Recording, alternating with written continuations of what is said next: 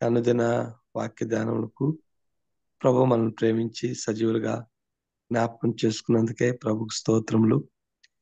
మరి కూడొచ్చినటువంటి ఈ Zoom app లో కలుసుకున్న మీ అందరికీ, పెద్దలకి, సేవకులకి, బాధ్యత గల ప్రతి ఒక్కరికి ప్రభువైన యేసుక్రీస్తు నామములో మరొకసారి ప్రేమతో వందనాలు తెలియజేస్తున్నాం. ఈ కార్యక్రమాన్ని మరి నడిపించుకుందాం. ప్రారంభ ప్రార్థనగా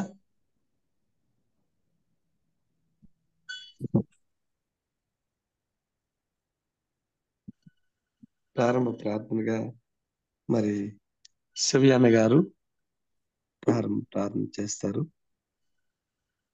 నా వీడియో ఆన్ చేసుకొని రాదన్న. మా తండ్రి స్తోత్రాలు వందనాలు చెల్లిస్తూ ఉన్నావు నాయన. జీవం కలిగిన వాడవు, సర్వోన్నతుడవు, సర్వశక్తిమంతుడమైన దేవా, మా జీవితంలో మరి ఒక దినము, ఒక తరుణము, మరొక సమయము, మరొక ఆవశ్యను పొడిగించావు. మీ వందనాలు. జనవరి నెల 11వ తారీఖు 2025 వరకు మనల్ని కాసి కంచె వేసి శిలవ నీడన మరగపరిచి సజీవ లెక్కలు తెచ్చినందుకే వందనాలు, స్తుతులు, స్తోత్రములు చెల్లిస్తూ ఉన్నాను ప్రభువా. కూడికంతట్లో కూడా ఆది ఎంతో మీరే నడిపించండి నాన్న.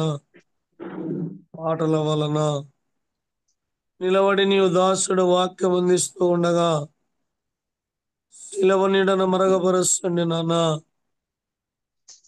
గతింపు, దిద్దుబాటు, హెచ్చరికముకు దయచేయమని ప్రార్థన చేస్తున్నాం. మాకు కావలసిన వర్తమానాన్ని మీరు ఆయన నోటి ద్వారాగా నడిపించమని ప్రార్థన చేస్తున్నాం.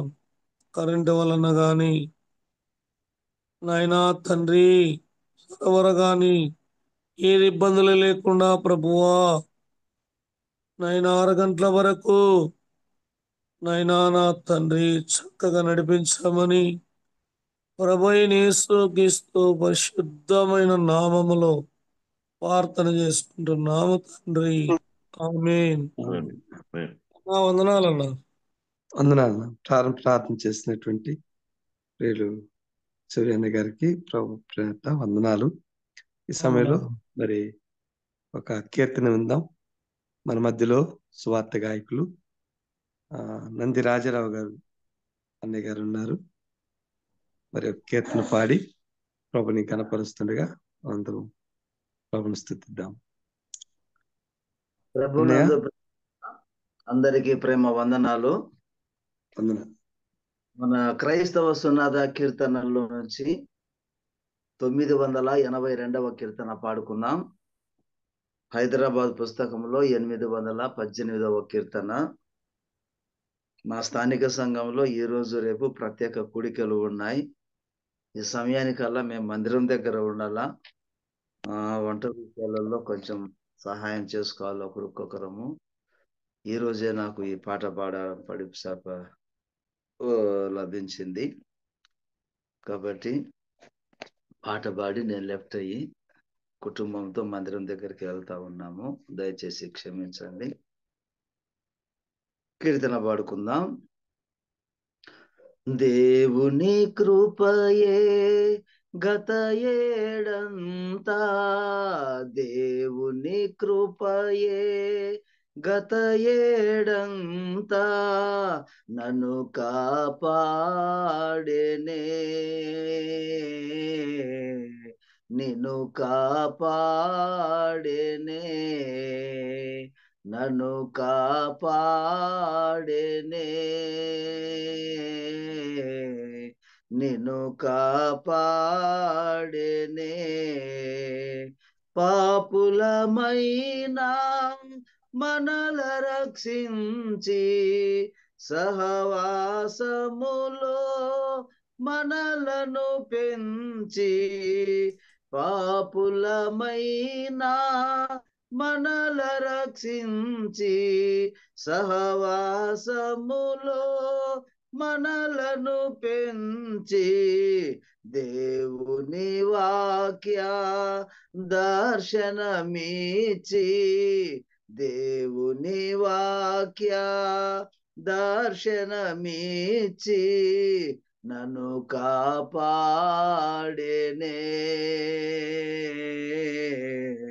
నిన్ను కాపాడేనే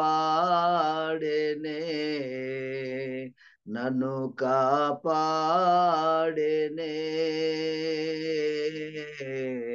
నిన్ను కాపాడేనే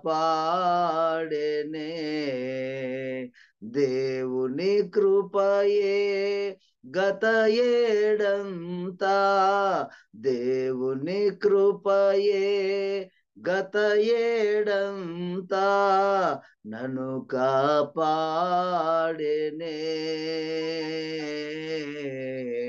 నిన్ను కాపాడేనే నన్ను కాపాడేనే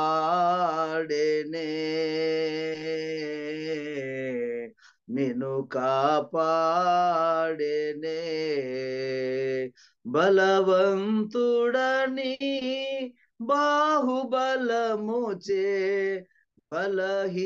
బలహీనులమము బలపరచితివే బలవంతుడని బాహుబలముచే బలహీనులమము బలపరచితివే వత్సరమంతయు వదలక నీ కృప వత్సరమంతయు వదలక నీ కృప మము కాపాడేనే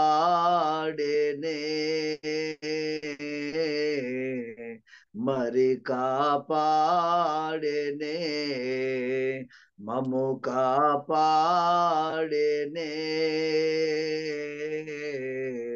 మరి కాపాడేనే దేవుని కృపయే గత ఏడంతా నన్ను కాపాడేనే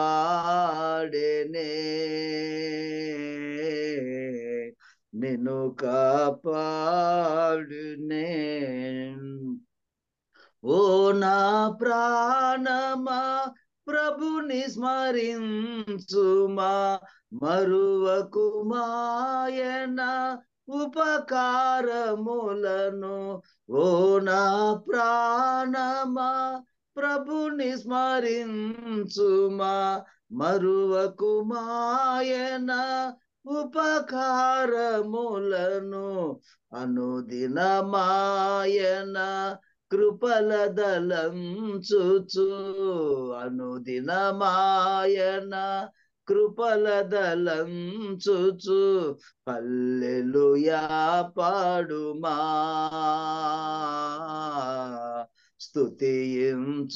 స్తుతించుచుండుమా హల్లెలూయా పాడుమా స్తుతించుచుండుమా దేవుని కృపయే గత ఏడంతా దేవుని కృపయే గత ఏడంతా నన్ను కాపాడేనే నిన్ను కాపాడేనే నన్ను కాపాడేనే నిన్ను కాపాడేనే థ్యాంక్ యూ అన్నా అందరికీ వందనాలు అందరికీ వందనాలు.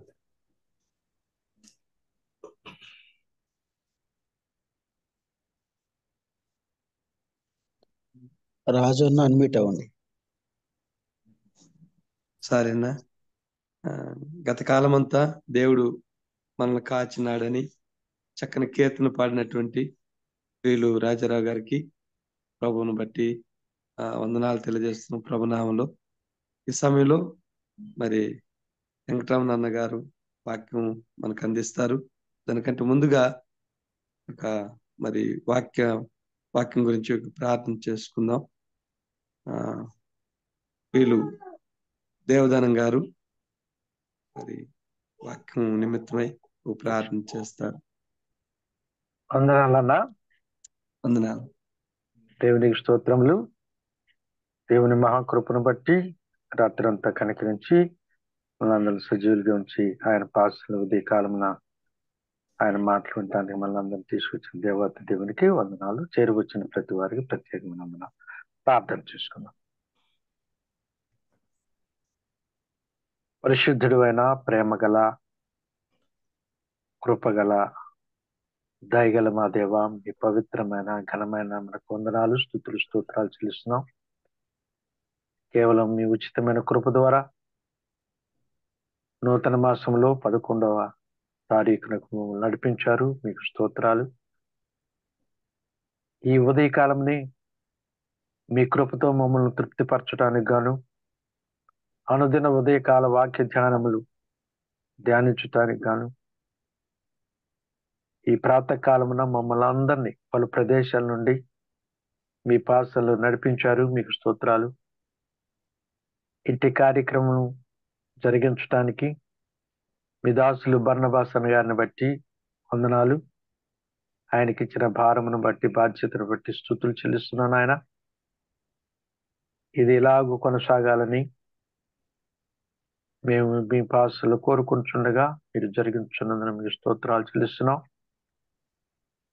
మన అధ్యక్షులుగా రాజన్న గారిని ఉంచినందున మీకు స్తోత్రాలు చెల్లిస్తున్నాం. చక్కగా నడిపించుటకు కృప చూపుతున్నందున మీకు స్తోత్రాలు.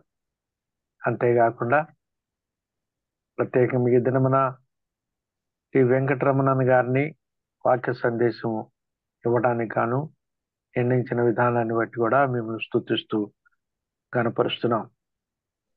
ప్రేమగల తండ్రి, చక్కగా మీ దాసుని మీ శిలువ చోటను మరుగుపరుచుకొని కావలసిన వర్తమానం మాకు అనుగ్రహించి ఆ మాటల ద్వారా మేము మేలు ఆశీర్వాదం పొందటానికి కృప చూపండి.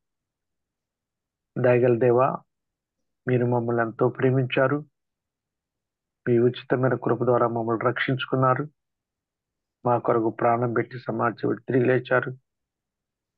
మీరు చేసిన త్యాగాన్ని బట్టి మరొకసారి స్తుతులు చెల్లించుకుంటున్నాం.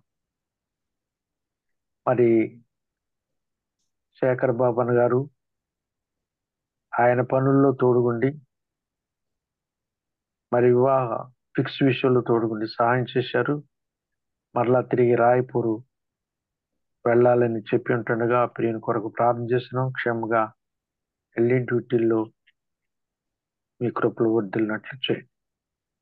మరి విశేషంగా మరి మీ దాసుని వెంకటరమణ గారిని మరొకసారి మీ పాదముల దగ్గర మీ చేతులకు అప్పగించుకుంటుండగా సహాయం చేయమని మాకందరికీ సహాయం చేరి వచ్చిన ప్రతి కుటుంబాన్ని, దైవజనాన్ని, పరిశుద్ధులను, సేవకులను, ప్రచారకులను, పెద్దలను అందరిని కూడా దీవించి మైపడు యేసు పరిశుద్ధ నామన వందనం చెల్లించుకొని ప్రార్థన చేస్తున్నాం తండ్రి.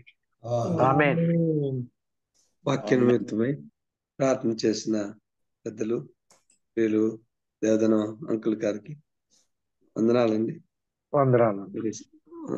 ఈ సమయంలో మరి మన ప్రియులు వెంకటరమణ అన్నయ్య గారు వాక్యాన్ని బోధిస్తారు. ఈ సమయాన్ని వెంకటరమణ అన్నయ్య గారికి అప్పచెప్తున్నాం. వాక్యం. దేవుని నామానికి మహిమ కలుగును గాక. చేరి వచ్చిన అందరికీ స్వాగతం, సుస్వాగతం. ఈ జూమ్లో కలుసుకున్న వారందరికీ నా హృదయపూర్వకమైనటువంటి వందనములు. మంచిది, దేవుడు గత కాలమంతా మనలను కాచి కాపాడాడు. తన కృపలో భద్రపరిచి మరొక దినాన్ని చూసేటటువంటి భాగ్యాన్ని మన జీవితాల్లో దేవుడు అనుగ్రహించాడు. దేవునికి ఎంతైనా మనము కృతజ్ఞతాస్తులు చెల్లించబద్ధులమై ఉన్నాం. అంటే దేవుని యొక్క వాక్యాన్ని కొంతసేపు ధ్యానిస్తాం. దైవ గ్రంథంలో నుంచి యాకోబు రాసిన పత్రిక 1వ అధ్యాయం 2వ వచనాన్ని చదువుతాను, గమనించండి. యాకోబు రాసిన పత్రిక 1వ అధ్యాయం 2వ వచనం. నా సహోదరులారా, మీ విశ్వాసమునకు కలుగు పరీక్ష ఓర్పును పుట్టించునని ఎరిగి మీరు నానా విధములైన శోధనలో పడినప్పుడు అది మహానందమని ఎంచుకునుడి. ప్రార్థన చేసుకుందాం. సర్వోన్నతుడా మీ స్తోత్రములు, సర్వశక్తిమంతుడా మీ స్తోత్రములు తండ్రి. అన్ని నామముల కంటే పైనామమైన యేసునామమును జ్ఞాపకం చేసుకొని దేవా మీ నామాన్ని స్తుతిస్తున్నాం, గణపరుస్తున్నాం, మహిమపరుస్తున్నాం తండ్రి. మమ్మల్ని సజీవ లెక్కలో ఉంచారు. మరొకసారి ఈ జూమ్ యాప్ ద్వారా మీ వాక్యాన్ని ధ్యానించే కృప మా జీవితాల్లో అనుగ్రహించినందుకు స్తోత్రములు. ఈ సమయాన్ని ఆశీర్వదించి మాకు అనుగ్రహించము తండ్రి. యేసువారి శిలువ క్రింద, ఆయన రక్తం క్రింద మమ్మల్ని జ్ఞాపకం చేసుకునమని వేడుకుంటున్నాం. ఆత్మ నింపుదల, ఆత్మాభిషేకం, ఆత్మ నడిపింపు మాకు అనుగ్రహించమని వేడుకుంటున్నాము నాయన. మీ స్తోత్రములు.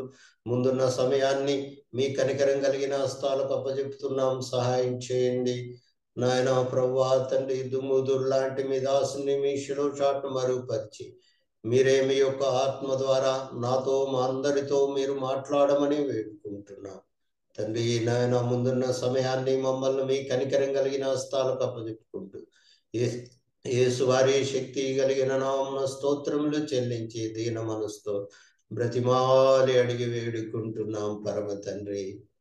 ఆమీన్. ప్రభునందు ప్రియులారా, దేవుని యొక్క వాక్యంలో యాకోబు రాసినటువంటి పత్రికను ఈరోజు మనము ధ్యానిస్తాం. ఈ యొక్క పత్రికను యేసు ప్రభు యొక్క సహోదరుడైనటువంటి యాకోబు గారు రాశారు. ఈ పత్రిక క్రీస్తు శకం 49వ సంవత్సరంలో రాయబడినట్లుగా పండితులు అభిప్రాయపడుతున్నారు. కొత్త నిబంధనలో రాయబడిన మొట్టమొదటి పత్రిక ఈ యొక్క యాకోబు పత్రిక. ఈ యొక్క పత్రికను యూదులను ఉద్దేశించి వ్రాయబడింది. అంటే పాలస్తీనా దేశంలో కాకుండా ఇతర దేశాల్లో చెదరి ఉన్నటువంటి యూదులను ఉద్దేశించి ఈ పత్రిక వ్రాయబడినట్టుగా మనము గమనిస్తూ ఉన్నాం. ఈ యొక్క ప్రారంభ దినాల్లో, క్రైస్తవం ప్రారంభ దినాల్లో యూదులు ఈ యొక్క ధర్మశాస్త్రం యొక్క ఆజ్ఞలు చాలా భారమైనవిగా భావించేటటువంటి వారు. ధర్మశాస్త్రం అనే కాడి క్రింద నలిగిపోయేటటువంటి యూదులకు కొత్తగా ఆవిర్భవించినటువంటి క్రైస్తవం అనేటటువంటిది చాలా సులభమైన మతంగా వారు భావించారు. యేసు ప్రభు యందు విశ్వాసం ఉంచితే చాలు, మీరేమీ చేయవలసిన పని లేదు అని అపోస్తులు, శిష్యులు సువార్త ప్రకటించినప్పుడు అనేకులు యేసు ప్రభును నమ్మారు. యూదుల్లో కొంతమంది కూడా యేసు ప్రభును నమ్మారు. ఎందుకంటే క్రైస్తవ్యములో, యూదా మతంలో ఉన్నంత ధర్మశాస్త్ర ఆజ్ఞలు అటువి భారమైనవి కాదు, చాలా తేలికమైనది. ఈ కొత్త మతము చాలా తేలికైంది, ఎటువంటి ఆజ్ఞలు లేవు అని వాళ్ళు కొంతమంది యేసు ప్రభు యందు విశ్వాసం ఉంచారు. కానీ వారు క్రైస్తవ్యాన్ని చులకనగా తీసుకున్నారు, చాలా తేలిగ్గా వాళ్ళు తీసుకున్నారు. ఆదివారము చర్చికి వచ్చి రొట్టె రసంలో పాల్గొంటూ మిగిలిన రోజుల్లో ఇష్టానుసారంగా జీవించడం ప్రారంభం చేశారు. దానివల్ల రక్షణ లేనటువంటి విశ్వాసం అనేటటువంటిది ఏర్పడింది. అంటే సువార్తనైతే నమ్మారు, కానీ సువార్తకు ఆధారమైనటువంటి రక్షణ, మారు మనసు అనేది చాలా మందిలో లేదు. ఆనాడు మాత్రమే కాదు, ఈనాడు కూడా సంఘాల్లో ఒక సర్వే ప్రకారం దాదాపు సగం మంది చర్చికి వచ్చేటటువంటి క్రైస్తవులు అని చెప్పుకునేటటువంటి వారు రక్షణ, మారు మనసు లేనటువంటి వారు. వారి వల్లనే సంఘాల్లో తొందరలు కలుగుతున్నాయి. అందుకనే యాకోబు గారి పరిస్థితిని చక్కదిద్దాలని భావించి ఒక పత్రికను రాయడం జరిగింది. ఈ యొక్క పత్రికలో రక్షణార్థమైనటువంటి విశ్వాసానికి పరీక్షలను మనము గమనిస్తాం. ఎవరు రక్షణ పొందిన వారు, ఎవరు రక్షణ లేనటువంటి వారు, ఎవరు నిజ క్రైస్తవులు, ఎవరు నకిలీ క్రైస్తవులని తేల్చి చెప్పడానికి కొన్ని పరీక్షలు ఈ పత్రికలో రాయబడి ఉన్నాయి. నకిలీ అనేటటువంటిది ఈనాటి సమాజంలో ఒక పెద్ద సమస్యగా ఉంది. నకిలీ వస్తువులు, నకిలీ బంగారు వెండి ఆభరణాలు, నకిలీ వజ్రాలు, నకిలీ డెబిట్ క్రెడిట్ కార్డులు, నకిలీ పత్రాలు, నకిలీ స్టాంపులు, ఈ విధంగా నకిలీ విస్తారంగా మన సమాజాన్ని ఏలుతుంది. ఏది నిజమైనది, ఏది నకిలీ అనేది తెలుసుకోవడం చాలా కష్టమైనటువంటి సమయం. ఈ మధ్యలో డీప్ ఫేక్ అనేటటువంటిది ఒకటి వచ్చింది. డీప్ ఫేక్ అంటే 2 ఒరిజినల్ వీడియోస్ను కలిపి ఒక నకిలీ వీడియోను తయారు చేసి ఇంటర్నెట్లో పెట్టడం, సామాజిక మాధ్యమాల్లో పెట్టడం. మనము సామాజిక మాధ్యమాల్లో చూస్తున్నటువంటి వీడియోల్లో దాదాపు 25% వీడియోలు అవి కేవలం నకిలీ వీడియోలు మాత్రమే అని ఒక సర్వేలో తేలింది. అంటే ఇవి కేవలము సృష్టించబడినటువంటి వీడియోలు, అందులో సత్యం లేదు, అది అందులో ఉండేటటువంటిది కేవలం అసత్యాలు మాత్రమే.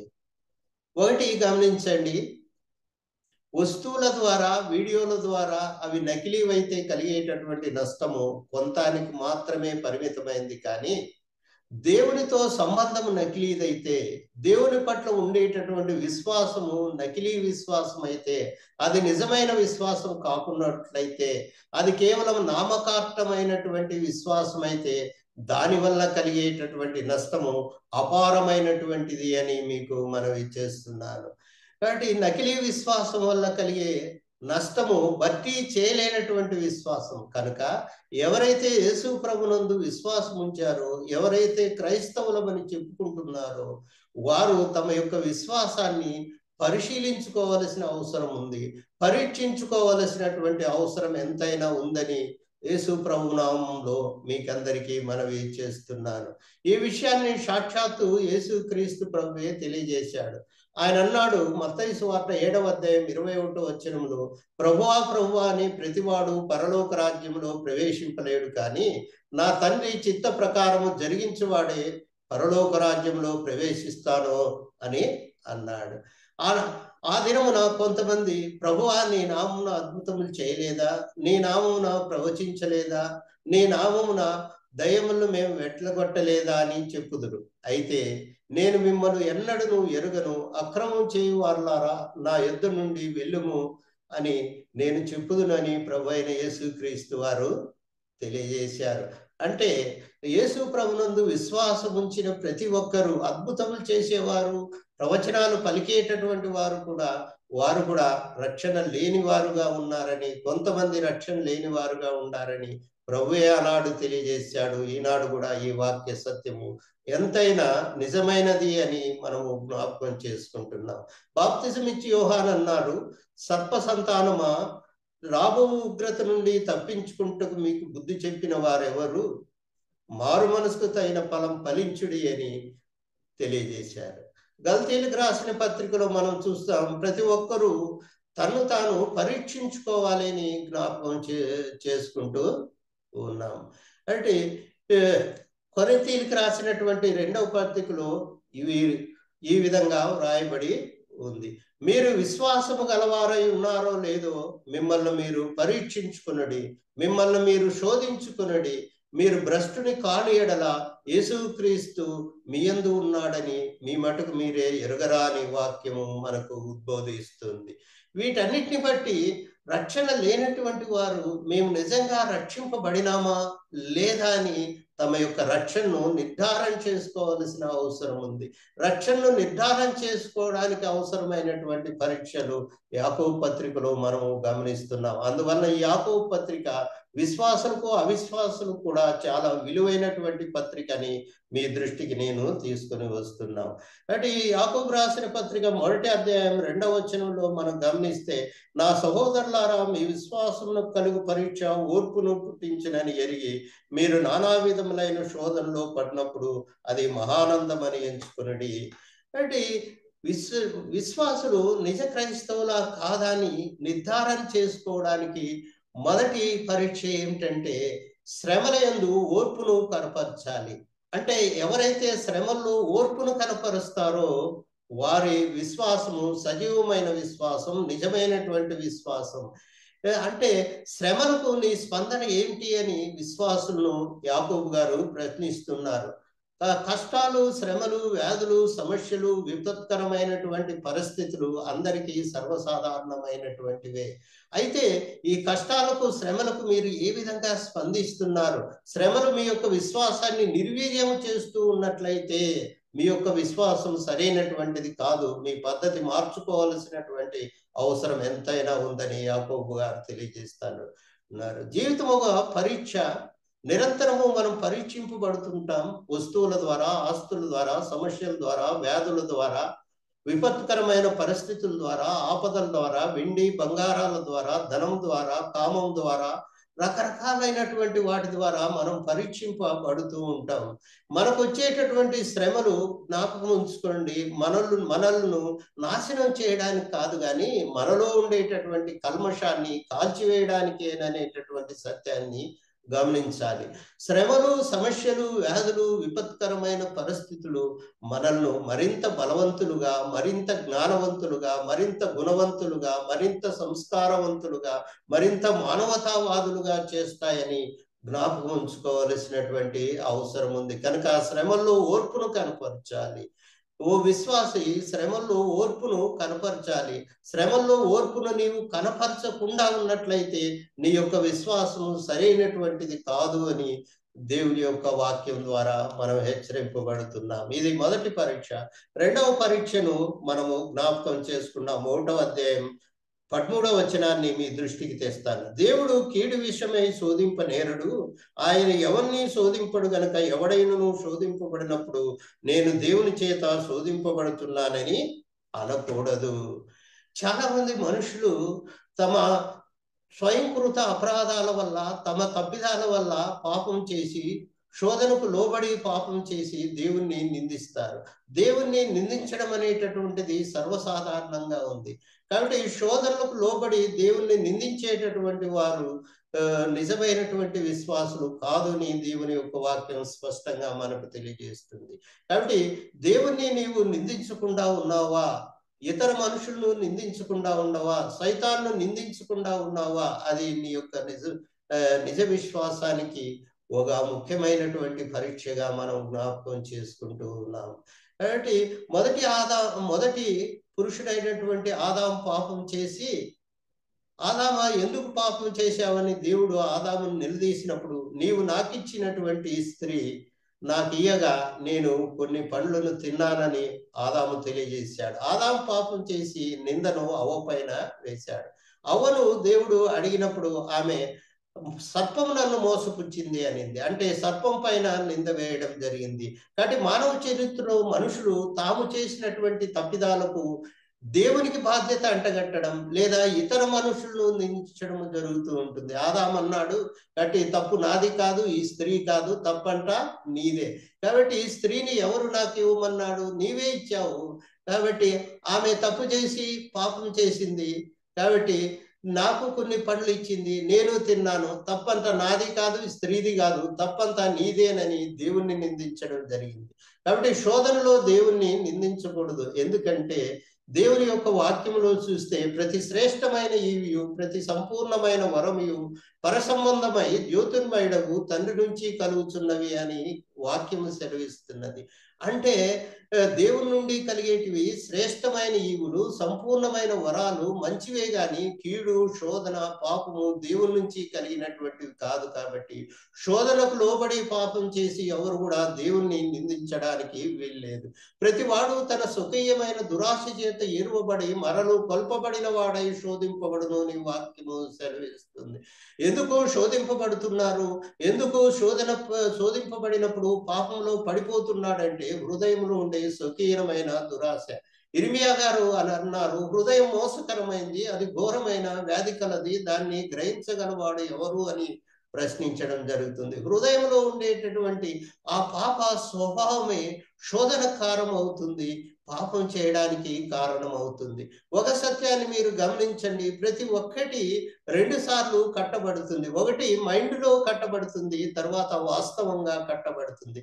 ఉదాహరణకు ఒక ఇంటిని కట్టించాలనుకుని ఆలోచించే వాళ్ళు మొట్టమొదట ప్లాన్ వేసుకుంటారు. మైండ్లో ఇల్లు అనేటటువంటిది కట్టబడుతుంది. ఏ స్థలంలో కట్టాలి, ఆ ఇంటిలో ఎన్ని గదులు ఉండాలి, ఎంత విస్తీర్ణంలో ఇల్లు కట్టబడాలి అనేది మొట్టమొదట మైండ్లో ప్లాన్ వేసుకుంటారు. తరువాత వాస్తవంగా ఇంటిని కట్టడం జరుగుతుంది. అంటే ఇల్లు వాస్తవంగా కట్టడానికి ముందుగా మైండ్లో కట్టబడుతుంది. ఈ సత్యాన్ని జ్ఞాపకం చేసుకోవాలి. అదేవిధంగా ఒక హత్య చేయాలనుకునేటటువంటి వ్యక్తి మొదట మైండ్లో హత్య చేస్తాడు. అంటే ప్లాన్ వేసుకుంటాడు, ఎవరిని చంపాలి, ఎక్కడ చంపాలి, ఏ విధంగా చంపాలి, చంపడానికి ఏ ఆయుధాలు ఉపయోగించాలి, చంపిన తర్వాత ఎలా తప్పించుకోవాలని ప్లాన్ వేసుకొని తరువాత వాస్తవంగా హత్య చేయడము జరిగింది. అంటే హత్య వాస్తవంగా జరగడానికి ముందు మైండ్లో జరుగుతుంది అనే సత్యాన్ని జ్ఞాపకం చేసుకోవాలి. అంటే పాపం పైన యుద్ధము మొట్టమొదట మైండ్లో జరగాలి. అంటే పాపము ఆలోచన స్థాయిలో ఉన్నప్పుడే ఆ పాపాన్ని మనము తొలగించుకోవాలి. ఆ పాపాన్ని మనం విసర్జించాల్సినటువంటి అవసరం ఎంతైనా ఉంది. కాబట్టి శోధనకు లోబడి పాపం చేసిన తర్వాత దేవుణ్ణి కానీ మనుషులను కానీ నిందించి ప్రయోజనం లేదు. నేను క్రైస్తవుని, నిజమైనటువంటి విశ్వాసిని నీవు చెప్పుకుంటున్నావు, పరలోకానికి నేను అర్హుడినని చెప్పుకుంటున్నావు. శోధన పట్ల నీ స్పందన ఏంటి? శోధనలో దేవుణ్ణి నీవు నిందిస్తుంటే నీవు నిజమైన విశ్వాసం కాదు అనే యాకోబు గారు తెలియజేస్తున్నారు. రెండవ పరీక్ష. మూడవ పరీక్షను మనం జ్ఞాపకం చేసుకుందాం. యాకోబు రాసిన పత్రిక 1వ అధ్యాయం 22వ వచనం, మీరు వినువారు మాత్రమే ఉండి మిమ్మల్ని మీరు మోసపరుచుకొనకుండా వాక్యం ప్రకారం ప్రవర్తించువారై ఉండుడి అని తెలియజేస్తుంది. కాబట్టి మూడవ పరీక్ష ఏమిటంటే వాక్యాన్ని విని వాక్యం ప్రకారం క్రియను మీరు జరిగిస్తున్నారా, వాక్యం ప్రకారం మీరు జీవిస్తున్నారా? అయితే నిజ క్రైస్తవులు, లేకుంటే మీ యొక్క విశ్వాసం సరైనటువంటిది కాదు అని దేవుని యొక్క వాక్యం మనకు హెచ్చరిస్తుందని దేవుని యొక్క ప్రేమను బట్టి మనవి చేస్తున్నాం. కాబట్టి యేసు ప్రభువారు అన్నారు, మనుషుడు రొట్టె వలన మాత్రం కాదు కానీ దేవుని నోటి నుంచి వచ్చే ప్రతి మాట వలన జీవించును అని అన్నారు. అంటే దేవుని యొక్క మాటలు, దేవుని యొక్క వాక్యములో దేవుని యొక్క ప్రాణశక్తి అనేటటువంటిది ఉంది. అంటే దేవుని యొక్క వాక్యము మనుషులను మార్చేటటువంటి శక్తి ఉంది. ఇంకా హెబ్రీయులకు రాసిన పత్రికలో మనం చూస్తున్నాం, దేవుని యొక్క వాక్యము సజీవమైనది, బలము గలది, రెండంచుల ఎటువంటి ఖడ్గం కల్లా వాడిగలది ఉండి ప్రాణాత్మలను, కీళ్లను, మూలగను విభజించినంత మట్టుకు దూరుచు హృదయం యొక్క ఆలోచనను, తలంపులను శోధించుచున్నది అని వాక్యాన్ని గురించి మనము జ్ఞాపకం చేసుకుంటున్నాం. దేవుని వాక్యం సజీవమైనది, బలమైనటువంటిది. కాబట్టి నేను విశ్వాసిని, క్రైస్తవుని అని చెప్పుకుంటున్నావు కానీ వాక్యానికి విధేయత చూపే మనసు నీలో ఉందా? వాక్యాన్ని నువ్వు ప్రేమిస్తున్నావా? వాక్యాన్ని గైకుంటున్నావా? వాక్యాన్ని అర్థం చేసుకుంటున్నావా? వాక్యం పట్ల నీకు ఆసక్తి ఉందా? కాబట్టి నేను క్రైస్తవుని చెప్పుకుంటున్నావు, వాక్యం పట్ల నీ యొక్క స్పందన ఏమిటి చెప్పు. నీవు క్రైస్తవుడు కాదా? నేను చెప్తానని యాకోబు గారు అంటున్నారు. వాక్యాన్ని నువ్వు ప్రేమిస్తున్నావా? వాక్యానికి లోబడుతున్నావా? వాక్య జ్ఞానాన్ని పెంపొందించుకోవడానికి ప్రయత్నం చేస్తూ ఉండొచ్చు. అయితే వాక్యం ప్రకారం జీవించడానికి నీవు ప్రయత్నం చేస్తున్నావా లేదా? వాక్యం ప్రకారం జీవిస్తుంటే నీవు నిజ క్రైస్తవుడు, లేకుంటే కాదు అని దేవుని యొక్క వాక్యము చాలా స్పష్టంగా తెలియజేస్తూ ఉంది. కాబట్టి మనం చూస్తే 23వ వచనంలో, ఎవడైనాను వాక్యము వినువాడై ఉండి దాని ప్రకారం ప్రవర్తించని వాడైతే వాడు అద్దంలో తన సహజ ముఖమును చూచుకుని మనుషుని పోలి ఉన్నాడు. వాడు తన్ను చూచుకొని అవతలికి పోయి తన ఎట్టివాడు మర్చిపోవును కదా అని మనము ఈ యొక్క వాక్య భాగంలో చూస్తూ ఉన్నాం.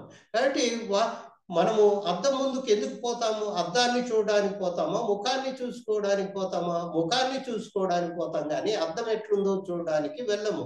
ముఖాన్ని మనం చూసుకున్నప్పుడు ఆ ముఖము మలినంగా ఉందని తెలుసుకొని కూడా ఆ ముఖాన్ని శుభ్రం చేసుకోకున్నట్లయితే దానివల్ల ప్రయోజనం లేదు. అందువల్ల వాక్యాన్ని చదవడము, ధ్యానించడము, వాక్యాన్ని వినడము, వాక్య జ్ఞానాన్ని పెంపొందించడము ఒక ఎత్తు అయితే వాక్యం ప్రకారం జీవించడం అనేది మరొక ఎత్తు. నేను క్రైస్తవుని చెప్పుకుంటున్నా, వాక్యం పట్ల నీ స్పందన ఏమిటి?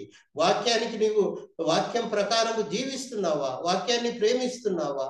వాక్యం వినడం నీకు ఆసక్తిగా ఉందా? వాక్యాన్ని పాటించడం అనేటువంటి నీకు ఆసక్తిగా ఉందా లేదా?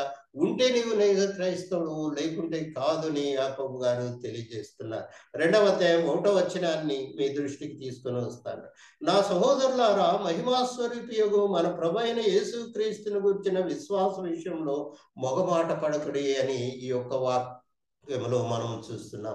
మనం సాధారణంగా దేవుని యొక్క గుణ లక్షణాలను ఆలోచన చేసినప్పుడు దేవుడు పరిశుద్ధుడు, నీతిమంతుడు, సృష్టికర్త, సర్వాధికారి, సర్వోన్నతుడు, సర్వశక్తిమంతుడు అని మాత్రమే జ్ఞాపకం చేసుకుంటాం.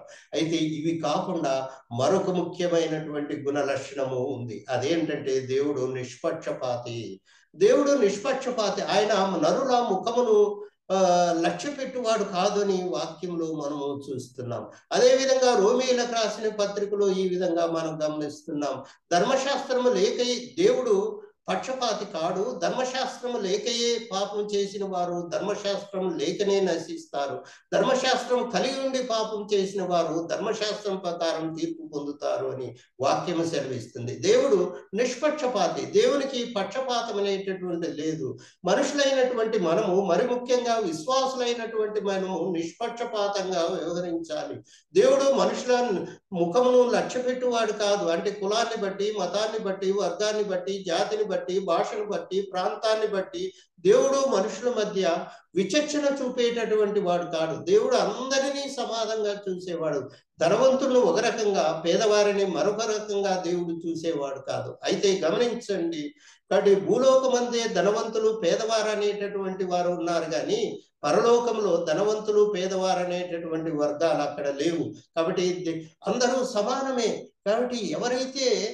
కాబట్టి అందరినీ సమానంగా చూస్తారో, ఎవరైతే నిష్పక్షపాతంగా వ్యవహరిస్తారో వారు నిజ క్రైస్తవులు అని దేవుని యొక్క వాక్యం సెలవిస్తుంది. నేను క్రైస్తవుడు అని చెప్పుకుంటున్నావు, క్రైస్తవునిగా చలామణి అవుతున్నావు. అయితే నిష్పక్షపాత వైఖరికి నీ యొక్క స్పందన ఏమిటి? నిష్పక్షపాతంగా నువ్వు వ్యవహరిస్తున్నావా లేదా పక్షపాత వైఖరితో వ్యవహరిస్తున్నావా అని అంటూ ఉన్నాడు.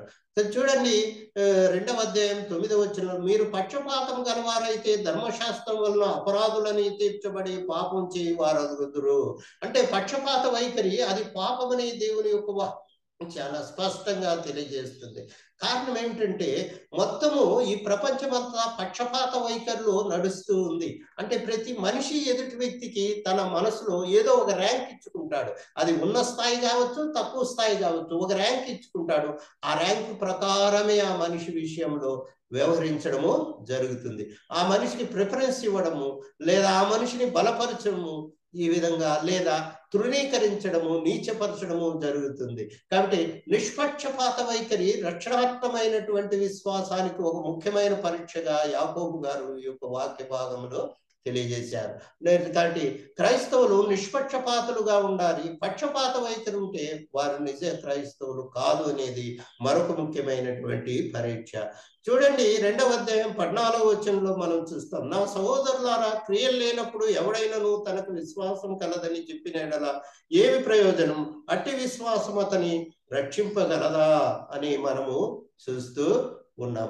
క్రియలు లేనటువంటి విశ్వాసము దయ్యముల యొక్క విశ్వాసము, దానివల్ల ప్రయోజనం లేదంటారు. కాబట్టి ఆ రోజు అపోస్తులు, శిష్యులు సువార్తను ప్రకటించినప్పుడు అనేక మంది యూదులు, అన్యులు యేసు ప్రభువును నమ్మారు, విశ్వాసం ఉంచారు, కానీ వారిలో క్రియలు లేవు. అంటే సువార్తకు ఆధారమైనటువంటి క్రియలు వారు లేవు.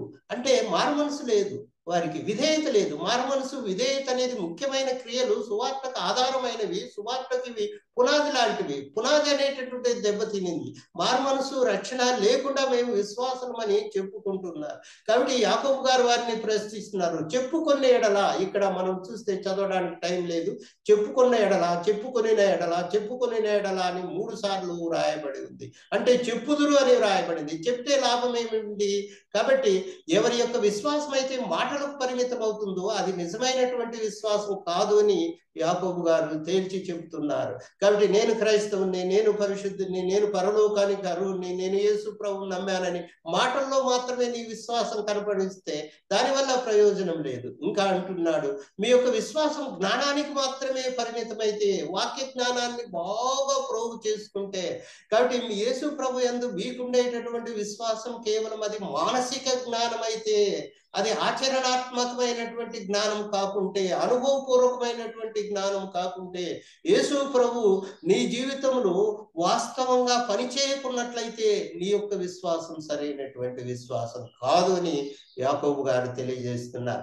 మాటలకు పరిమితమైనటువంటి విశ్వాసము అది సరైనటువంటి విశ్వాసం కాదు.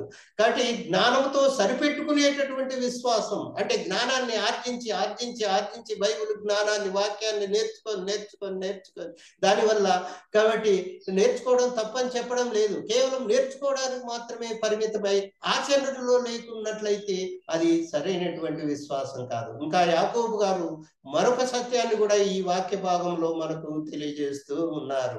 అదేంటంటే జీవితంలో మార్పు కలగజేయలేనటువంటి విశ్వాసం అనేది నిజమైనటువంటి విశ్వాసం కాదు అని ఆయన తెలియజేస్తున్నాడు. అంటే విశ్వాసం అనేది జీవితంలో మార్పు అనేటటువంటిది కలగజేయాలి. జీవితంలో మార్పు లేకుంటే, కాబట్టి సంవత్సరాలు గడుస్తున్నాయి, ఎక్కడ వేసిన గొంగలి అక్కడే ఉంటే, ఆధ్యాత్మికంగా ఎటువంటి అభివృద్ధి లేనట్టు ఉంటే అటువంటి విశ్వాసం సరైనటువంటి విశ్వాసం కాదు అని అంటున్నాడు. కాబట్టి విశ్వాసము క్రియలతో కూడినటువంటిదిగా ఉండాలి అని వాక్యంలో చూస్తున్నాం.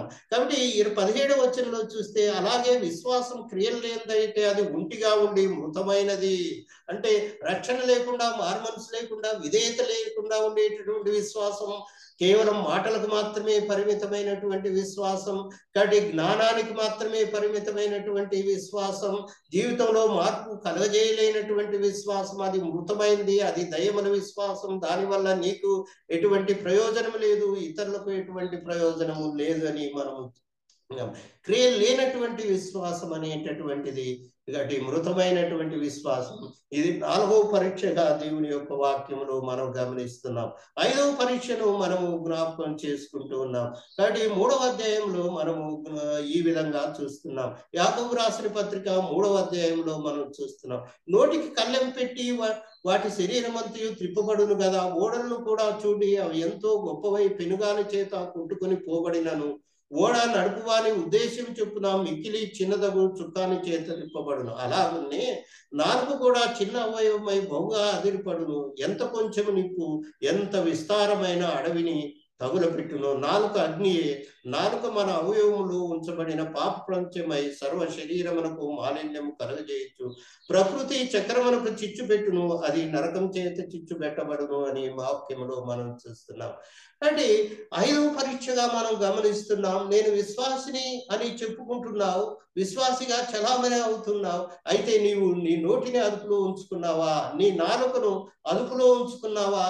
లేదా నీ నోటిని నాలుకను అదుపులో ఉంచుకుంటే నీవు నిజమైన విశ్వాసవి, క్రైస్తవుడు, లేకుంటే కాదు అని తేల్చి దేవుని యొక్క వాక్యము మనకు నిర్ధారణ చేసి చెబుతూ ఉంది. జీవ మరణములు నాలుక వశముని సామెతల గ్రంథం 18వ అధ్యాయంలో మనం చూస్తున్నాం.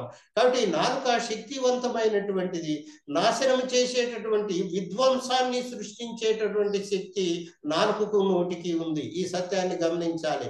అంటే నాలుక జీవ సాధనము, అదే సమయంలో మరణ సాధనం కూడా. కాబట్టి మాటలు ప్రతికూలమైనటువంటి మాటలైతే, కత్తిపోటు వంటి మాటలైతే, విమర్శించేటటువంటి మాటలైతే, ఇతరులను నిరుత్సాహపరిచి అధైర్యపరిచేటటువంటి మాటలైతే, వాటి వల్ల చాలా హాని ఇతరులు కలుగుతుంది. మరణ సాధనం కూడా. నాలుక మరణ సాధనము, జీవ సాధనం కూడా అని ఈ సత్యాన్ని మనము గమనించవలసినటువంటి వారమై ఉన్నాం. మృదువైన మాటలు క్రోధమును చల్లార్చును అని దేవుని యొక్క వాక్యంలో సామెతల గ్రంథంలో మనం చూస్తున్నాం. కాబట్టి నీవు మాట్లాడే మాటలు మృదువైన మాటలైతే, కనికరం కలిగిన మాటలు, దయగలిగినటువంటి మాటలైతే నాయన, అవి మనకు చాలా ఉపయోగపడతాయి, ఇతరులకు ఉపయోగపడతాయి. విశ్వాసులను అవిశ్వాసులను కూడా ప్రోత్సహిస్తాయి, బలపరుస్తాయి, అభివృద్ధిలోకి తీసుకుని వస్తాయి అని మనము చూస్తున్నాం. కాబట్టి దేవుని యొక్క వాక్యములో మనం గమనిస్తే, క్షేమాభివృద్ధికరమైనటువంటి అనుకూల వచనమునే మీరు మాట్లాడగాని దుర్భాషలు మాట్లాడవద్దు అని దేవుని యొక్క వాక్యం సెలవిస్తుంది. అంటే మాటలు మాట్లాడితే అవి ఇతరులకు క్షేమాన్ని, అభివృద్ధిని కలగజేయాలి. కాబట్టి అనుకూల వచనములు మాత్రమే మాట్లాడాలి. అంటే పాజిటివ్ స్పీచ్ అని అంటారు. ఇతరులను ప్రోత్సహించి, బలపరిచి, ఇతరులను అభివృద్ధికి దోహదపడి, ఇతరులకు మేలు చేసేటటువంటి మాటలే మాట్లాడాలి. కానీ కీడు చేసే మాటలు, నిరుత్సాహపరిచే మాటలు, అధైర్యపరిచే మాటలు, కత్తిపోటు వంటి మాటలు, విమర్శించే మాటలను లేదా చెడును ప్రచురం చేసేటటువంటి మాటలు, రహస్య సమాచారాన్ని వెల్లడించేటటువంటి మాటలు, ఇతరులకు హాని కలిగించేటటువంటి మాటలు మాట్లాడకూడదు. నేను విశ్వాసనని చెప్పుకుంటున్నావు, క్రైస్తవులని చెప్పుకుంటున్నావు, కమాన్ నిన్ను ఒక ప్రశ్న అడుగుతాను, దానికి సమాధానం చెప్పు. నీ నోటిని నీవు అదుపులో ఉంచుకున్నావా? నోటిని నీవు అదుపులో ఉంచుకున్నావా? నాలుక అదుపులో ఉందా? ఎందుకంటే నాలుకకు విధ్వంసాన్ని సృష్టించేటటువంటి శక్తి ఉంది. నాలుక నీకు అదుపులో లేకున్నట్లయితే నీవు నిజ క్రైస్తవుడు కాదు అని దేవుని యొక్క వాక్యం చాలా స్పష్టంగా తెలియజేస్తుంది. మరొక పరీక్షను జ్ఞాపకం చేసుకున్నాం 3వ అధ్యాయంలో 13వ వచనం. మీలో జ్ఞాన వివేకములు గలవాడేవాడు వాడు జ్ఞానంతో కూడిన సాత్వికము గలవాడై తన యోగ్యమైన ప్రవర్తన వల్ల తన క్రియలను కనపరచవలను అని మనము చూస్తున్నాం. పాత నిబంధన కొత్త నిబంధనలో జ్ఞానాన్ని 2 రకాలుగా విభజించడము జరిగింది. ఒకటి మానవ జ్ఞానం, రెండవది దైవికమైనటువంటి జ్ఞానం. ఒకటి భూ సంబంధమైన జ్ఞానం, మరొకటి పరలోక సంబంధమైన జ్ఞానం. కాబట్టి యాకోబు గారు అంటున్నారు, నేను క్రైస్తవుని విశ్వాసిని అని చెప్పుకుంటున్నావే, నేను రక్షణ పొంది ఉన్నానని నీవు నమ్ముతున్నావే. కాబట్టి ఒక ప్రశ్న నిన్ను అడుగుతాను, దానికి సమాధానం చెప్పు. నీ యొక్క జ్ఞానము లౌకికమైన జ్ఞానమా, దైవ సంబంధమైన జ్ఞానమా? లౌకికమైనటువంటి జ్ఞానం అయితే, ఈ లోక సంబంధమైన జ్ఞానం అయితే, భూ సంబంధమైన జ్ఞానం అయితే అది కేవలం దయ్యముల యొక్క జ్ఞానం. అట్టి జ్ఞానం వల్ల ప్రయోజనం లేదు. లోక సంబంధి అయిన వాడు దైవ సంబంధి కాడు అని దేవుని యొక్క వాక్యం సెలవిస్తుంది. నీ జ్ఞానము కాబట్టి పరలోక సంబంధమైన జ్ఞానం అయితే, పైనుండి వచ్చేటటువంటి జ్ఞానం అయితే దానివల్ల ప్రయోజనం ఉంది అని తెలియజేస్తున్నాడు. ఈ జ్ఞానం పైనుండి వచ్చి దిగివచ్చు అన్నది కాక భూ సంబంధమైన ప్రకృతి సంబంధమైన దయ్యముల జ్ఞానం వంటిదై ఉండును అని అంటున్నారు. భూ సంబంధమైన జ్ఞానం చూడండి. కాబట్టి విశ్వాసికి 3 శత్రువులు ఉన్నారు. ఒకరు లోకము, మరొకరు శరీరము, మరొకరు సైతాను అని ఇక్కడ మనం చూస్తున్నాం. భూ సంబంధమైనటువంటి జ్ఞానము అంటే ఈ లోక సంబంధమైనటువంటి జ్ఞానం, అంటే మనుషులు కనిపెట్టినటువంటి జ్ఞానం, రాజకీయ, ఆర్థిక, సామాజిక శాస్త్రాలకు సంబంధించినటువంటి జ్ఞానం. కాబట్టి ఏ జ్ఞానానికైతే మనుషులు మూలం అవుతాదో అది లోక సంబంధమైన భూ సంబంధమైనటువంటి జ్ఞానం. కాబట్టి పరలోక సంబంధమైన జ్ఞానం అది దైవ జ్ఞానం, దేవుని నుంచి బయలుపడినటువంటి జ్ఞానం. కాబట్టి ప్రకృతి సంబంధమైన జ్ఞానం, కాబట్టి లౌకిక జ్ఞానం అనేది ప్రకృతి సంబంధమైనది, అది శరీర సంబంధమైనటువంటి జ్ఞానం, దయ్యముల జ్ఞానం అంటే సైతాను యొక్క జ్ఞానం. కాబట్టి నీవు లోక సంబంధమైతే లౌకిక జ్ఞానం నీవు కలిగి ఉంటే అసహ్యపడద్దు, నీవు రక్షణ పొందలేదు. ఎన్నిసార్లు నీవు బైబిల్ చదివినట్లు చెప్పినా కూడా, ఎన్నిసార్లు నీవు వాక్యం విన్నా, ఎంత వాక్య జ్ఞానం ఉన్నా కూడా నీ యొక్క జ్ఞానం భూ సంబంధమైనది, లౌకిక సంబంధమైన జ్ఞానం అయితే నీవు లోక సంబంధివే గాని ఆత్మ సంబంధి నీవు కాదు. అసహ్యపడద్దు, నీవు రక్షణ పొందలేదు. రక్షణ పొంది ఉన్నాను, క్రైస్తవుడు అని నీవు చెప్పుకుంటే అది కేవలం అబద్ధం మాత్రమే. కాబట్టి దాన్ని నేను ఒప్పుకోనని యాకోబు గారు తెలియజేస్తూ ఉన్నారు. కాబట్టి 4వ అధ్యాయంలో 4వ వచనంలో చూస్తాం, వ్యభిచారులారా ఈ లోక స్నేహము దేవునితో వైరమని మీరు ఎరుగరా? కాబట్టి ఎవడు ఈ లోకంతో స్నేహం చేయగోరునో వాడు దేవునికి శత్రువగును అనేటటువంటి యొక్క వాక్య భాగాన్ని మనము చూస్తూ ఉన్నాం. కాబట్టి ఈ యొక్క వాక్య భాగంలో మనం చూస్తే లోక సంబంధి అయిన వాడు కాదు, దైవ సంబంధి కాదు. ఎవరైతే లోక సంబంధులో, ఎవరైతే లౌకికమైనటువంటి జ్ఞానులో, కాబట్టి వారు దేవుని సంబంధులు కాదు, వారు ఆత్మీయులు కారు అని సెలవిస్తున్నాడు. లోకంతో స్నేహము, దేవునితో వైరము. లోకంతో అయినా స్నేహం చేయాలి, దేవునితో అయినా వైరం చేయాలి. నేను విశ్వాసిని, క్రైస్తవుని చెప్పుకుంటూ లోకంతో నీవు స్నేహం చేస్తుంటే, లోక సంబంధమైన దురాశలతో నీవు నింపబడి ఉంటే, లోక సంబంధమైనటువంటి కోరికలు, ఆశయాలు నీవు కలిగి ఉంటే, నీవు నిజంగా క్రైస్తవుడు, రక్షణ పొందినటువంటి విశ్వాసం కాదు అని సెలవిస్తున్నాడు. ఎందుకంటే విశ్వాసి అనేది లోకం నుంచి వేరు చేయబడిన వాడు మాత్రమే కాదు, విశ్వాసి లోకం విషయంలో చనిపోయిన వాడు. ఈ సత్యాన్ని మనము గమనించవలసినటువంటి వారమై ఉన్నాము. కాబట్టి నేను క్రీస్తు కూడా సిలువేయబడి ఉన్నాను అని కాబట్టి పౌలు గారు అన్నారు. నేను లోకము నాకును కాబట్టి వేరుగా ఉన్నాయని పౌలు గారు తెలియజేస్తూ ఉన్నారు. ఈ సత్యాన్ని మనము గమనించవలసినటువంటి వారమై ఉన్నాం. కాబట్టి విశ్వాసి లోకం నుంచి వేరు చేయబడిన వాడు, లోకం విషయంలో చనిపోయినటువంటి వాడు. కాబట్టి ఎవరైతే లోక సంబంధులుగా ఉన్నారో వారు మేము నిజ క్రైస్తవులని భావించడానికి వీలు లేదనేది మరొక ముఖ్యమైనటువంటి పరీక్ష అని మనము జ్ఞాపకం చేసుకుంటూ ఉన్నాం. చూడండి, మరొక పరీక్షను మనము జ్ఞాపకం చేసుకుంటున్నాం. 4వ అధ్యాయం 13వ వచనం నుంచి, నేడైనను రేపైనను ఒకాపునకు పట్టణమునకు వెళ్ళి అక్కడ 1 సంవత్సరం ఉండి వ్యాపారం చేసి లాభం సంపాదించుకుంటాము రండని చెప్పుకున్నారా. రేపేమి సంభవించునో మీకు తెలియదు, మీ జీవం ఏపాటిది. మీరు కొంతసేపు కనబడి అంతలో మాయమైపోయి ఆవిరి వంటి వారే కదా అని అంటున్నాడు. అంటే ఎవరైతే దేవుని చిత్తాన్ని జరిగిస్తున్నారో వారు నిజమైనటువంటి విశ్వాసులు, క్రైస్తవులు. దేవుని చిత్తాన్ని జరిగించినటువంటి వారు, జరిగించాలని ఇష్టం లేనటువంటి వారు నిజ క్రైస్తవులు, ఆత్మ సంబంధులు, భక్తులు అసలు కారని దేవుని యొక్క సెలవిస్తుంది. ప్రియమైన విశ్వాసం, దేవుని చిత్తానికి లోబడేటటువంటి మనసు నీకుందా? దేవుని చిత్తాన్ని జరిగించాలనే మనసు నీకుందా లేదా అని దేవుని యొక్క వాక్యం స్పష్టంగా మనము గమనిస్తున్నాం. కాబట్టి ఒక వ్యక్తి అనుకుంటున్నాడు, నేడు కానీ రేపు కానీ ఓ పట్టణానికి వెళ్ళాలి, ఎక్కడికి వెళ్ళాలి, ఏం చేయాలి, ఏమి సాధించాలి అంతా తానే నిర్ణయించుకుంటున్నాడు. నిర్ణయించడానికి దేవునికి ఎటువంటి అవకాశం లేదు.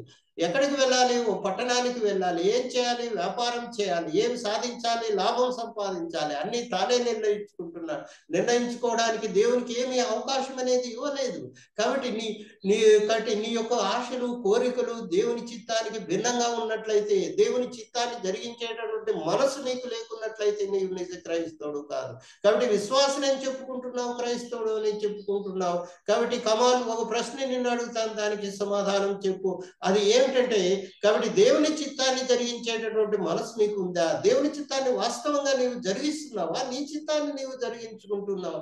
నీ చిత్తాన్ని నీవు జరిగించుకోవడంలో నిమగ్నమై ఉంటే నీవు నిజ క్రైస్తవుడు కాదు. ఈ సత్యాన్ని జ్ఞాపకం చేసుకోమని సెలవిస్తున్నారు. కాబట్టి 5వ అధ్యాయంలో కాబట్టి మనకు ఇంకొక పరీక్షను మనము జ్ఞాపకం చేసుకుంటున్నాం. ఇదిగో ధనవంతులారా, మీ మీదికి వచ్చే ఉపద్రవముల గురించి ప్రలాపించుడి. మీ ధనము చెడిపోయెను, మీ వస్త్రములు చిమ్మటను కొట్టిన వాయను, మీ బంగారము మీ వెండియు తుప్పు పట్టి ఉన్నవి. వాటి తుప్పు మీ మీద సాక్ష్యముగా ఉండి అగ్నివలే మీ శరీరమును తినివేయము. అంత్యదినమునందు ధనము సమకూర్చుకుంటున్నారు.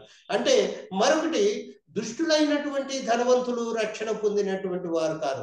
మేము విశ్వాసులని చెప్పుకుంటున్నప్పుడు కూడా ఎవరైతే దుష్టులైనటువంటి ధనవంతులు ఉన్నారో వారు రక్షణ పొందినటువంటి వారు కాదు అని మనం చూస్తున్నాం. అంటే ధనము కలిగి ఉండుట తప్పని దేవుని యొక్క వాక్యం చెప్పలేదు. ధనం కలిగి ఉండుట పాపమని దేవుని యొక్క వాక్యం చెప్పలేదు. వాస్తవంగా దేవుని యొక్క వాక్యం ఏం సెలవిస్తుందంటే, యెహోవా ఆశీర్వాదమును ఐశ్వర్యమును అనుగ్రహించును అని తెలియజేస్తుంది. ధనం కలిగి ఉండొచ్చు, ప్రతి ఒక్కరూ ఏదో కొంత ధనము ఉండి తీరాలి. ధనం లేకుంటే ఏమీ చేయలేం. ధనం అవసరం, అయితే ధనాన్ని దుర్వినియోగం చేయకూడదు. కాబట్టి ధనాన్ని సద్వినియోగం చేయాలి కానీ దుర్వినియోగం చేయకూడదు. కాబట్టి ఈ యొక్క వాక్య భాగంలో రాయబడిందంటే, ధనవంతులు దుష్టులు, వారికి కఠినమైనటువంటి తీర్పు ఉందని తెలియజేస్తున్నాడు. కాబట్టి దుష్టులు ఎందుకు వారు దుష్టులు అంటే, వారు అక్రమంగా డబ్బును సంపాదిస్తున్నారు. కాబట్టి అన్యాయంగా ఆ డబ్బును, సంపాదించిన డబ్బును వాళ్ళు ఏం చేస్తున్నారంటే దాచుకుంటూ ఉన్నారు. తర్వాత ఏం చేస్తారంటే విలాసాల కోసం ఖర్చు పెడుతున్నారు. అందుకని వీరు దుష్టులైన ధనవంతులు. అక్రమమైనటువంటి సంపాదన, కాబట్టి అనుచితంగా దాన్ని దాచిపెట్టుకుంటున్నారు. తర్వాత ఏం చేస్తున్నారంటే విలాసాల కోసం దాన్ని ఖర్చు పెడుతూ ఉన్నాడు. కాబట్టి దుష్టులైనటువంటి ధనవంతులు రక్షణ పొందినటువంటి వారు కాదు అని దేవుని యొక్క చాలా స్పష్టంగా ఈ యొక్క వాక్య భాగంలో మనము జ్ఞాపకం చేసుకుంటూ ఉన్నాం. ఈ విధంగా మనము దేవుని యొక్క వాక్యంలో మనము చూస్తున్నాం. తర్వాత మనం గమనిస్తే 5వ అధ్యాయంలోని 7-8 వచనాల్లో మనం చూస్తున్నాం. సహోదరులారా, ప్రభు రాకడ కొరకు ఓపిక కలిగి ఉండడి. చూడుడి, వ్యవసాయకుడు తొలకడి వర్షమును కడవరి వర్షమును సమకూడు వరకు విలువైన భూఫలం నిమిత్తం ఓపికతో కాచుకొచ్చు, దాని కొరకు కనిపెట్టును కదా అని ఇక్కడ ఈ యొక్క వాక్య భాగంలో మనం చూస్తున్నాం. కాబట్టి 5వ అధ్యాయం 1వ వచనం నుంచి 6వ వచనం వరకు దుష్టులైన ధనవంతులను యాకోబు గారు గద్దించారు. కాబట్టి వారికి కఠినమైన తీర్పు ఉంటుందని చెప్తూ, కాబట్టి వారి చేత పీడించబడే నిరుపేదలను ఈ యొక్క యాకోబు గారు కాబట్టి వారిని ఆదరిస్తున్నాడు, వారిని ప్రోత్సహిస్తున్నాడు, బలపరుస్తున్నాడు. కాబట్టి దుష్టులైన ధనవంతులు మిమ్మల్ని పీడిస్తున్నారు, అయినా మీరు ఓర్చుకోండి, ఓర్పు కలిగి మీరు జీవించండి. ఎందుకంటే ప్రభు యొక్క రాకడను దృష్టిలో పెట్టుకుని మీరు ఓర్పును కనపరచండి అని అంటున్నాడు. అదే విధంగా యేసు ప్రభు న్యాయాధిపతిగా ఆయన రాబోతున్నాడు. తర్వాత ప్రభు నామమున బోధించిన ప్రవక్తలను, సేవకులను మాదిరిగా తీసుకునండి, యోబు గారిని మాదిరిగా తీసుకొని సహనాన్ని కనపరచండి అని తెలియజేస్తూ ఉన్నాడు. తర్వాత 5వ అధ్యాయం 12వ వచనం నుంచి చూస్తే, నా సహోదరులారా, ముఖ్యమైన సంగతి ఏదనగా ఆకాశం తోడని భూమి తోడని గాని మరి దేని తోడని గాని ఒట్టు పెట్టు గనక మీరు తీర్పు పాలు కాకుండానట్లు అవునంటే అవునని కాదంటే కాదని ఉండవలను. ఆ రోజుల్లో యూదులు కాబట్టి అబద్ధాలు చెప్పడం మాత్రమే కాదు, అబద్ధ ప్రమాణాలు అనేటటువంటివి చేసేటటువంటి వారు, ఇతరులను నమ్మించడానికి అబద్ధ ప్రమాణాలు చేసేటటువంటి వారు. ఎవరైతే అబద్ధ ప్రమాణాలు చేస్తున్నారో వారు రక్షణ పొంది ఉండలేదు. అంటే బుద్ధిపూర్వకంగా తరచూ అబద్ధాలు చెప్పేటటువంటి వారు, వారు రక్షణ లేనటువంటి వారు. మేము రక్షణ పొంది ఉన్నామని వారు చెప్పుకుంటున్నప్పుడు కూడా, మేము క్రైస్తవులమని చెప్పుకుంటున్నప్పుడు కూడా యాకోబు గారు అంటున్నారు, నేను దాన్ని ఒప్పుకోను, మీకు రక్షణ లేదు. తరచూ నీ నోట్లో అబద్ధాలు వస్తున్నాయంటే, నీ అబద్ధ ప్రమాణాలు నీవు చేస్తున్నావంటే, అబద్ధాల చేత ఇతరులను నమ్మించడానికి నీవు ప్రయత్నం చేస్తున్నావంటే నీవు రక్షణ పొంది ఉండలేదు అని చాలా స్పష్టంగా తెలియజేయడము జరిగింది. అందుకని 5వ అధ్యాయములో 19వ వచనంలో చూస్తే, నా సహోదరులారా, మీలో ఎవడైనా సత్యం నుండి తొలగిపోయినప్పుడు మరొకడు అతన్ని సత్యమునకు మళ్లించినలా పాపిని తను వాని తప్పు మార్గము నుండి మళ్లించువాడు మరణం నుండి ఒక ఆత్మను రక్షించి అనేక పాపమును కప్పివేయునని తాను తెలుసుకొనవలను. కాబట్టి తప్పు మార్గంలో ఉండే వారిని సరైనటువంటి మార్గానికి మళ్లించాల్సినటువంటి అవసరం ఉంది. కాబట్టి అందు నిమిత్తమే యాకోబు తన యొక్క పత్రికను రాయడము జరిగింది. కొత్త నిబంధనలో మొదట రాయబడినటువంటి పత్రిక, రక్షణాత్మకమైనటువంటి విశ్వాసానికి పరీక్షలు ఈ పత్రికలో రాయబడింది పడినాయి. ఈ యొక్క పత్రిక అనేది విశ్వాసులకు అవిశ్వాసులకు కూడా ఎంతో ప్రయోజనకరమైనది. దేవుని ప్రేమను బట్టి మనం చేస్తున్నాం. అయితే ఎవరైతే మేము రక్షణ పొంది ఉన్నాము అనుకున్నారో వారు తమ రక్షణను నిర్ధారణ చేసుకోవాల్సిన అవసరం ఉంది. కాబట్టి కొన్ని ముఖ్యమైనటువంటి పరీక్షలను యాకోబు పత్రిక నుంచి ఈ రోజు మీ దృష్టికి తీసుకొచ్చాను. అవేమిటంటే, శ్రమల్లో నీవు ఓర్పును కనపరుస్తున్నావా, నిజ క్రైస్తవునివి. శోధనలో దేవుణ్ణి నిందించకుండా ఉన్నావా, నీవు నిజ క్రైస్తవునివి. దేవుని యొక్క వాక్యాన్ని విని వాక్య జ్ఞానంతో పెంపొందించుకోవడంతో మాత్రం వాక్యం ప్రకారం నీవు జీవిస్తున్నావా, అయితే నిజ క్రైస్తవునివి.